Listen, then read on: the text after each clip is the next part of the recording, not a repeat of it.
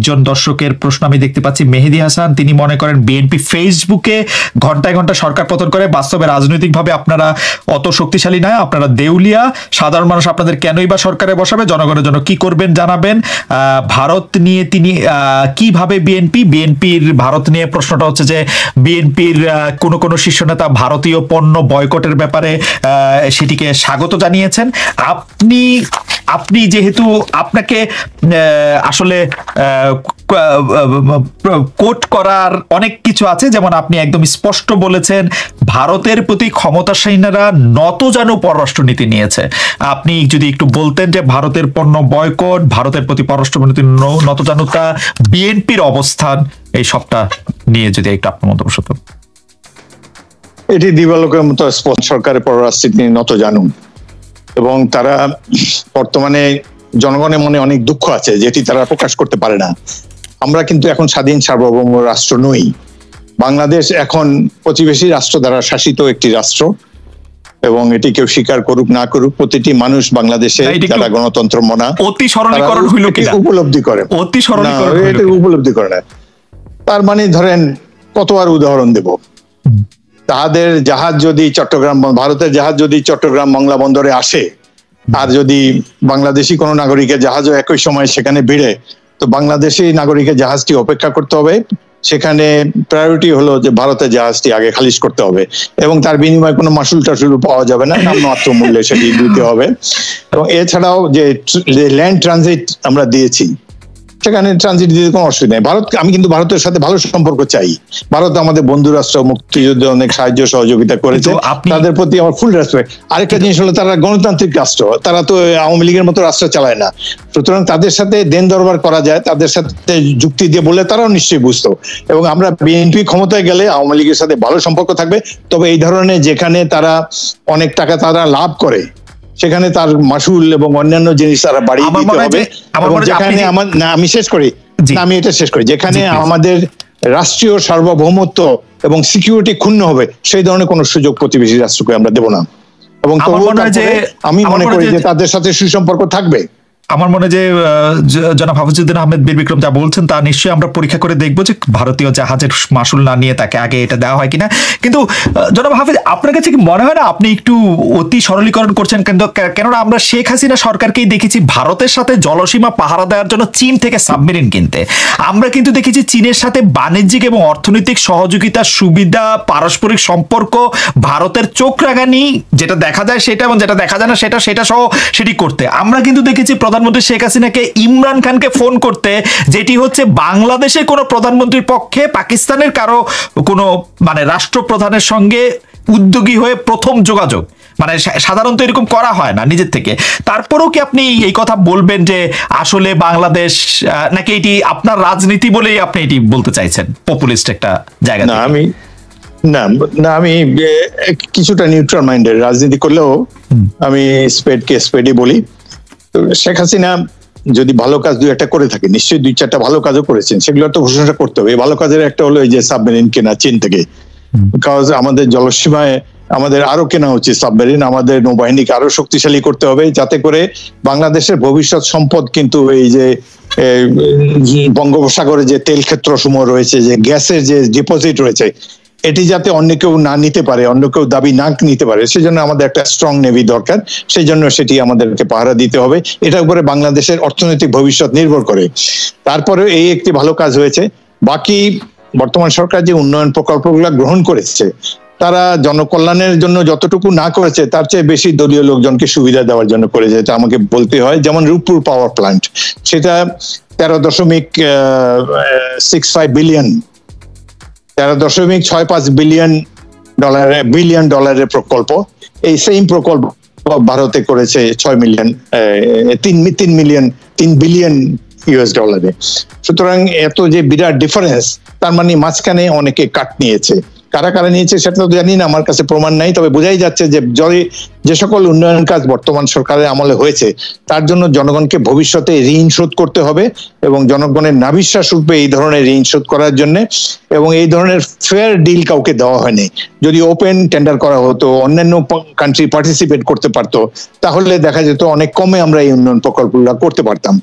এবং আওয়ামী লীগ এই প্রকল্পের বদৌলতেই এই যে কানাডায় গড়ে উঠেছে বেগমপাড়া, আমেরিকাতে মন্ত্রীদের কয়টা করে বাড়ি, একজন ভূমি মন্ত্রী তার যে যুক্তরাজ্যে যে সম্পদ হাজার হাজার কয়েক হাজার বিলিয়ন, এগুলো তো আমাদের হিসাব করতে দিলে আমি হিসাবও করতে পারবো না, অঙ্কে একটু কাঁচা আছি, এত হিসাবও করতে পারবো না কত টাকার মালিকেরা, এবং এই টাকা অসৎ উপায়ে উপার্জিত হয়েছে বলে জনমনের ধারণা রয়েছে। এবং এই অন্যায় এবং এই ব্যাপক দুর্নীতির কারণেই এই সরকার ভবিষ্যতে একদিন কাঠগড়ায় দাঁড়াতে হবে। এবং এই যদি এইসব উন্নয়ন কাজ দিয়ে এই দুর্নীতি ভুলিয়ে দিতে পারবে মনে করেন না, কারণ যেখানে জনগণের ভোটাধিকার নাই, যেখানে জনগণ কথা বললে মেপে কথা বলতে হয়, যে ভয় থাকতে হয় যে সকালবেলা এসে পুলিশ না ধরে নিয়ে যায়, এই আতঙ্কের মধ্যে উন্নয়ন কাজের কি মূল্যায়ন আছে? যদি যেই জন্য আমি একজন মুক্তিযোদ্ধা, এটা নিয়ে গর্ববোধ করি, মুক্তিযুদ্ধে যে ছিল গণতন্ত্র, সামাজিক ন্যায় বিচার, মানবিক মর্যাদা, এগুলো তো কিছুই নেই এখন বাংলাদেশে। যে লক্ষ্য অর্জনের জন্য আমরা জীবন দিয়েছি আমাদের সাথীরা, আমি নিজেও যুদ্ধে আহত হয়েছিলাম, তার তো কিছুই বাস্তবায়ন হয় নাই। আমরা একটি পরনির্ভরশীল দেশে পরিণত হয়েছি এবং বাংলাদেশের স্বাধীনতা সার্বভৌমত্বে যেখানে লঙ্ঘিত হচ্ছে, এর চেয়ে দুঃখের জিনিস আর কিছুই হতে পারে না। যারা হাফিজুদ্দিন আহমেদ, আবার একটু বিএনপির প্রসঙ্গে আসি। আমাদের একজন দর্শক উনি প্রশ্ন করেছেন যে আসিফ ওনার নাম, বেগম খালেদা জিয়া এবং তারেক রহমান সাহেবের কি দুটি গ্রুপ বিএনপিতে আছে? মানে এক গ্রুপ হচ্ছে তারেক রহমান সাহেবের নিজের লোক, আরেক গ্রুপ হচ্ছে বেগম খালেদা জিয়ার নিজের লোক। এটা একেবারেই অলীক কল্পনা। বেগম জিয়া বর্তমানে রাজনীতি করে পারেন না, তিনি সরকারের কাছে তিনি কথা দিয়ে আসছেন যে তিনি রাজনীতি অংশগ্রহণ করেন না, তিনি রাজনীতি অংশগ্রহণ করছেন না। এবং আমি তার সাথে একবারই মাত্র দেখা করতে পেরেছি গত ঈদের দিনে, সেদিন তিনি স্থায়ী কমিটির সকল সদস্য সেখানে ছিলেন, আমি এবং জনাব নোমান আমরা দুইজনই বাইরের লোক ছিলাম। তিনি রাজনীতিক একটি শব্দ উচ্চারণ করেন নাই, এমনি ক্যাজুয়াল আলাপ করেছেন, শারীরিক আলাপ, এটা সেটা, রাজনীতি নিয়ে কোনো আলাপ করেন। সুতরাং তিনি রাজনীতিতে মোটেই হস্তক্ষেপ করেন না। এবং বর্তমান বিএনপি সম্পূর্ণরূপে অ্যাক্টিং চেয়ারম্যান তারেক রহমানের নিয়ন্ত্রণে আছেন এবং তিনি এই দলটি অবিসম্বাদিত নেতা, বর্তমানে তিনি দলটি চালাচ্ছেন। ভালো মন্দ যাই হোক, আমি মনে করি যে তার এখন অনেক ম্যাচিউরিটি এসেছে, তিনি অতীতের তুলনায় বর্তমানে দলকে ভালোভাবে চালাবেন বলে আমি বিশ্বাস করি। এবং এখানে কোনো গ্রুপিং এর কোনো প্রশ্নই আসে না, মানে মা ছেলের গ্রুপে হতে পারে নাকি। আচ্ছা, এই প্রশ্নটি করে আমার শেষ প্রশ্নটি করি, আপনার কি মনে হয় যে এটা বিএনপির মধ্যে একটা বিশাল দলে এরকম গ্রুপ হতে পারে?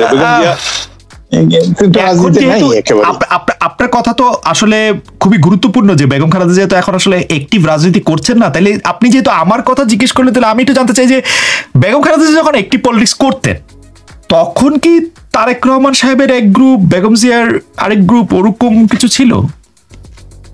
না, তখন ওই গ্রুপ ছিল না, একটা ছোট গ্রুপ ছিল, কিছু কিছু তরুণ সংসদ সদস্য বা তরুণরা, তারা তারেককে পছন্দ করতেন এবং ভবিষ্যতের নেতা হিসাবে আগে থেকেই তার সাথে লাইন দিয়ে রেখেছিলেন।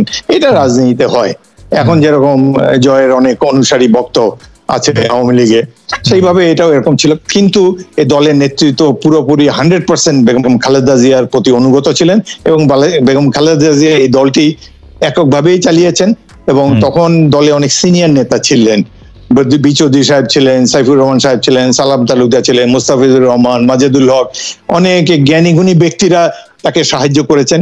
সুতরাং বেগম জিয়াও আমার মনে হয় যে তিনি রাষ্ট্র পরিচালনায় সাফল্য দেখিয়েছেন এবং তখন এই গ্রুপিং এর কোনো প্রশ্ন আসে না। তবে ভবিষ্যৎ বাংলাদেশে যারা রাজনীতি করে তারা খুবই চালাক, তারা আগে থেকে পরবর্তী নেতা কে হবেন তার সাথে আগে থেকে লাইন দিয়ে নিজেদের ভবিষ্যতে আরো একটু ঝরঝর করে রাখার চেষ্টা নিয়েছেন। সেই জন্য তারা তারেক রহমানের অনুগত হিসাবে প্রমাণ করার জন্য তারা নিশ্চয়ই গলদঘর্ম হয়েছেন, এদের দোষের কোনো কিছু নেই যদি কোনো অন্যায় কাজে তাকে না নিয়ে থাকেন। এই প্রশ্নটাই আমি করতে চাইছিলাম যে বাংলাদেশে তো রাজনীতি করলে আপনি যদি আসলে বেগম খালেদা জিয়ার ছেলে না হন বা খালেদা জিয়ার পরিবারের অংশ না হন, জিয়াউর রহমানের পরিবারের অংশ না হন, বা এদিকে চিন্তা করলে শেখ হাসিনা পরিবারের অংশ না হন, তাহলে তো আপনি বড়জোর মন্ত্রী হবেন।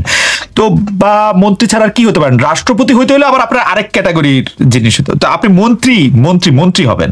মন্ত্রী হওয়া বাংলাদেশে কেমন আসলে? মানে মানে মানে আপনি তো মন্ত্রী ছিলেন অনেক বছর, বাংলাদেশে মন্ত্রী হওয়ার মানে আনন্দটা কি? মানে যদি আপনি দুর্নীতি না করেন আর কি, সেইটা হলে মন্ত্রী হওয়ার আনন্দটা কি বাংলাদেশে? আপনারা কি সত্যি মন্ত্রী কি কোনো পলিসি মেক করতে পারে? আচ্ছা, আপনার যে কথাটা একটু আগে বললেন এটা সত্যি ওই দুই পরিবারের না হলে তার ভবিষ্যৎ একটা জায়গা পর্যন্ত উনি যেতে পারবেন, মন্ত্রী পর্যন্ত যেতে পারবে, এরপর আর না। তবে মন্ত্রীদের মধ্যে ধরেন সাইফুর রহমানের মতো লোক মন্ত্রী ছিলেন, তিনি সুদৃঢ়ভাবে অর্থনীতিকে পরিচালিত করেছিলেন। আমার চোখের সামনে কত লোক ব্যাংক করার জন্য তাকে অন্যান্য মন্ত্রীরা বলেছেন স্যার একটা ব্যাংক দেন আমাকে, এটা দেন ওটা দেন, উনি এগুলাকে পাত্তাই দিতেন না। অনেক লোক, আমি শেষ দিকে বাণিজ্য মন্ত্রী ছিলাম, অনেক লোক আমার কাছে এসে বলে যে আমাদের একটু ইন্স্যুরেন্স কোম্পানি খোলার ব্যবস্থা করে দেন। আমি বলি যে ভাই এগুলো তো আমার দিয়ে হবে না, অর্থমন্ত্রীকে জিজ্ঞেস করেন। তারা অর্থমন্ত্রীর কাছে যখন গেছে মন্ত্রীরা সেগুলো আমার সব পাত্তাই দেয়নি। উনি সাচ এ টাফ ম্যান, উনি বলে যে মন্ত্রীকে জিজ্ঞেস করতেন এই তুমি অ্যাপয়েন্টমেন্ট নিয়ে আসছো আমার রুমে যে আসছো, অর্থমন্ত্রী অনেক মূল্যবান সময়, আমার সময় নষ্ট করবো না। এবং তিনি যে দৃঢ়ভাবে যে এই যে ব্যাংক খোলেন নাই, ইন্স্যুরেন্স খোলেন নাই, লুটপাটের হাত থেকে বাংলাদেশকে রক্ষা করেছেন। সুতরাং আমি মনে করি যদি এবল মন্ত্রী থাকে তাহলে তিনি দেশ গড়ার ক্ষেত্রে অনেক কন্ট্রিবিউট করতে পারেন। এবং আমি আরেকটা বলি যে আমি বেগম জিয়ার সময় আমি একমাত্র ব্যক্তি যার দুটা মন্ত্রণালয় ছিল, তিনি কোনোদিন কোন রকম ইন্টারফেয়ার করেন নাই। পানি সম্পদ মন্ত্রণালয় আমি যেভাবে ভালো মনে করেছি চালাতে পেরেছি, বাণিজ্য মন্ত্রণালয় চালানোর সুযোগ খুবই কম, কারণ সবকিছু প্রাইভেটাইজ হয়ে গিয়েছে। তারপরেও তিনি অন্যায়ভাবে কোনো হস্তক্ষেপ করেন নাই এবং আমাদেরকে কখনো মানে বরং আর একটু করা উচিত ছিল। অনেকে কাউকে যদি ফ্রি লাইসেন্স দিয়ে দেন, লাইসেন্সও দেওয়া যায় না, বাংলাদেশের মন্ত্রীদেরকে ফ্রি ছেড়ে দিলে তারা দুর্নীতিতে জড়িয়ে পড়ার সম্ভাবনা থাকে। সুতরাং কিছুটা সুপারভিশন রাখতেই হয়। সেই দিক দিয়ে আমার মনে হয় যে বেগম খালেদা জিয়া তিনি সব মন্ত্রীকে সুযোগ দিয়েছেন তার প্রতিভা বিকশিত হওয়ার জন্য। কেউ করতে পেরেছে, কেউ করতে পারেনি। সাইফুর রহমান একটা ভালো এক্সাম্পল আমি দিলাম। শেষ প্রশ্ন আমার সময় শেষ, তবু আমি এই প্রশ্নটা করছি, আপনার সাথে কি গত 2-1 বছর 3 বছরের মধ্যে, বিশেষ করে এই 2-3 বছরের মধ্যে প্রধানমন্ত্রী শেখ হাসিনার ব্যক্তিগত সাক্ষাৎ আলোচনা কোনো কিছু হয়েছিল? না। আচ্ছা, সেরকম কোনো এবং না সেরকম কোনো কিছু তবে জি, তবে না কিছু একটা বলতে চাইছিলেন? তবে কিছু না, মানে বলছিলাম যে তারা আশা করেছিল যে আমি, কারণ বিএনপিতে আমি একেবারেই কোণঠাসা, এখনো কোণঠাসা, আমার কোনো কিছুই নাই। আর বিশেষ করে এই কোণঠাসা হওয়ার একটা কারণ হলো যে সবাই যেরকম অনুগত ভৃত্যের মতো থাকে, আমি এরকম থাকি না রে ভাই, আমি সত্যি কথা বলি এবং দলের ভালোর জন্য বলি। এটা বলে এই কারণে তারা ধারণা করেছেন যে আমি বোধহয় দল ছেড়ে যাব। তো আমি যে মুহূর্তে